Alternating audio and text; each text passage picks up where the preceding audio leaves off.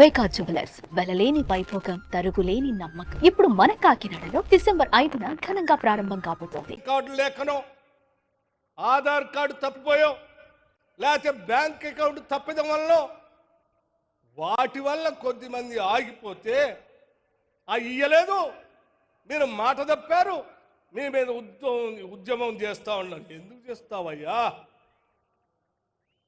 మేమే వదిలిపెట్టడానికి సిద్ధంగా లేవు. మీకంటే ముందే మా వ్యవసాయ శాఖ మంత్రి గారు, మా ముఖ్యమంత్రి గారు రాష్ట్ర ప్రభుత్వ యంత్రాంగానికి ఆదేశాలు ఇచ్చి, అలా మిగిలిపోయినటువంటి వాళ్ళు ఎంతమంది ఉన్నారో ఇంటింటికి వెళ్ళి లెక్క తీయండి, వాళ్ళంతా మన రైతు బిడ్డలే, వాళ్ళకు కూడా ఇవ్వాల్సిందే అని చెప్పి కేవలం ఈ 3 నెలల్లో మొత్తం ఇంటింటికి తిరిగి లెక్కలు తెప్పించి ఈరోజు దాదాపు ఇప్పుడే మీ అందరి ముందు ముఖ్యమంత్రి గారు, ఆర్థిక శాఖ ఇద్దరం కలిసి యావత్ మంత్రి మండలం మొత్తం వ్యవసాయ శాఖ మంత్రి గారికి, రైతాంగ సోదరులకి దాదాపు 3,000 కోట్ల రూపాయల్ని ఈరోజు చెక్గా ఆ మిగిలిపోయినటువంటి వాళ్ళందరికీ ఇస్తా ఉన్నాం. దాదాపు 3,20,000 మంది రైతాంగ సోదరులకి ఈరోజు అలా రేషన్ కార్డు ఆగిపోయిన వాళ్ళకో, లేకుండా ఉన్నటువంటి వాళ్ళకో, సంఖ్య తెలియనటువంటి వాళ్లకు సరిచేసి ఈరోజు మళ్ళీ ఇస్తా ఉన్నాం. సంవత్సరం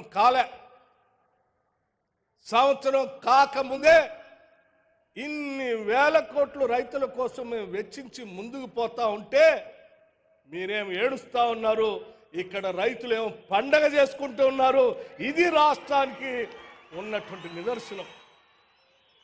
మీరు ఏడుస్తూనే ఉండండి, మేము మాత్రం ప్రజల కోసం పండుగలు చేస్తూనే ఉంటాం, వాళ్ళ కోసం ఆలోచన చేసి ముందుకు పోతూనే ఉంటామని ఈ సందర్భంగా మీ అందరికీ మనవి చేస్తూ, మీలాగా రైతులకు సంబంధించిన ఇతర అంశాలన్నింటినీ పడకేసి దుప్పడ గప్పేసి వాళ్ళ గాలికి వదిలేసే పరిస్థితిలో లేం. కేవలం రుణమాఫీ చేయటమే కాదు, పంట నష్టపోతే పంట నష్టపరిహారాన్ని ఇస్తున్నాం. మేము 10 ఏళ్ళు మీరు పంట నష్టపరిహారం గురించి ఆలోచన చేయలే.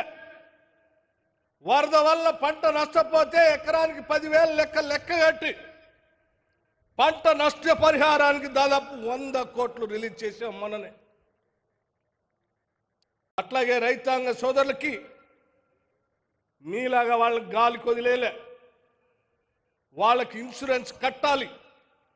ఆ బీమా వాళ్లే కట్టడానికి వాళ్ళ దగ్గర డబ్బులు ఖర్చు పెట్టడం ఎందుకు, మనమే ప్రభుత్వం తరఫున కడదామని చెప్పి రాష్ట్రంలో ఉన్నటువంటి దాదాపు 50 లక్షల మంది రైతాంగ సోదరులకి 1,433 కోట్లతో మీ ప్రీమియం మొత్తం మేం కట్టాం. 10 ఏళ్ళు టీఆర్ఎస్ నాయకత్వం గురించి ఆలోచన చేయలే. అంతేకాదు, పండిన పంటకి ఇన్సూరెన్స్ కూడా ఉండాలనేటువంటి ఆలోచనతో రాష్ట్ర ప్రభుత్వం పంట కోసం మీరు కట్టే ఇన్సూరెన్స్ని దాదాపు 2,500 కోట్ల రూపాయల్ని రాష్ట్ర ప్రభుత్వ రైతుల పక్షాన ప్రీమియం కట్టడానికి కూడా ముందుకొచ్చాం.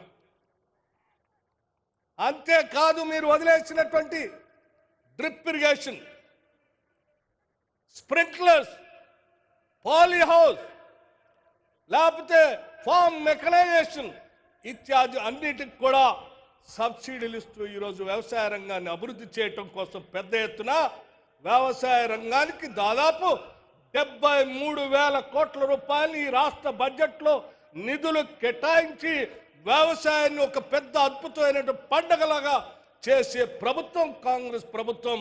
ఈ ప్రభుత్వం మీద నువ్వు ఉద్యమం చేస్తా అంటే నీలాగా ఏడిసే వాళ్ళు వచ్చి నీతో కూర్చుంటారు తప్ప పండగ చేసుకునేటువంటి వాళ్ళు ఎవరు నీతో రారు, నీ దగ్గరకు కూడా రారు. ఈ రాష్ట్రంలో ఉన్న రైతులంతా కాంగ్రెస్ పార్టీ ప్రభుత్వంతోనే ఉంటారని ఈ సందర్భంగా మీ అందరికీ నేను మనవి చేస్తూ, ఇంకా అనేక సంక్షేమ కార్యక్రమాలు ఇప్పుడే రైతులతో పాటు ఈ రాష్ట్రంలో ఉన్నటువంటి మహిళలకు కూడా కోటీసులు చేయాలని 5 సంవత్సరాల్లో 1,00,000 కోట్ల రూపాయలు వడ్డీ లేని రుణాలు ఇవ్వాలని కూడా వాళ్ళకు కూడా ఇప్పుడే ఇక్కడ ఒక చెక్ ఇచ్చాం.